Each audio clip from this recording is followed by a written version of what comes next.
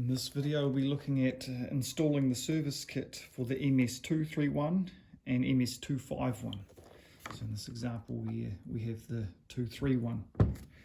Inside the kit we have a replacement air filter,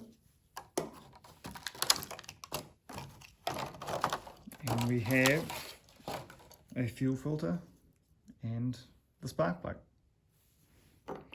Those three are the three main components required for doing your service or maintenance.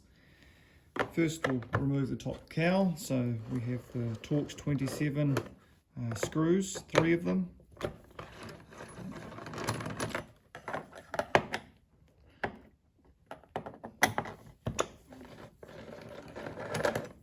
then we can remove the top cowl. Turn that off. Okay, it's the old filter, the new filter. It's a quarter turn to take it off and a quarter turn to put it on, and you can feel when it's sitting there nicely. Next, the spark plug. So just give a bit of a pull and a tweak on that boot to get the HT lead off the plug. Pop that out the way. It's a 16mm, so you need a 16mm tube socket.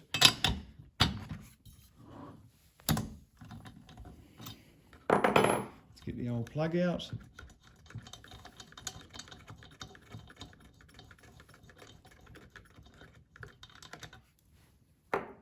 Then the new plug. Just make sure the new plug, just have a good visual on the electrode and the gap. Just there needs to be a bit of a little air gap between the center electrode and this little finger on the outside. It's about 0.5 of a millimeter, so it's not a big gap. The main thing is it hasn't been dropped or banged to close down. So they're set as you need it from the factory, so there's nothing you need to do as long as you can see that there is a little gap there. Then just wind the plug in, and you don't have to do it up super tight, but just give it a nice turn till you can feel that it's in there snug. Then the boot and terminal can go back on. Then we can do the fuel filter. So you'll need a hook of some description to be able to fish that hose out, whether it's just a bit of wire that you can bend into shape and put a little hook on.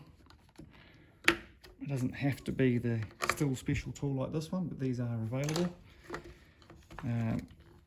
Pop the fuel filter off. The new fuel filters come with the orange colour on it, that's normal.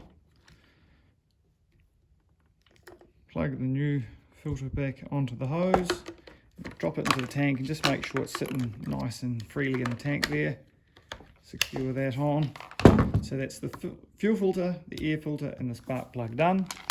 All you got to do is pop the cover back on. Of course, when you've got the top cowl off, just have a really good inspection and around the cooling fins of the cylinder, and just where you can brush and clean and clean away as much of the dirt that builds up there as you can. But that's all there is to it to do a good service on your chainsaw.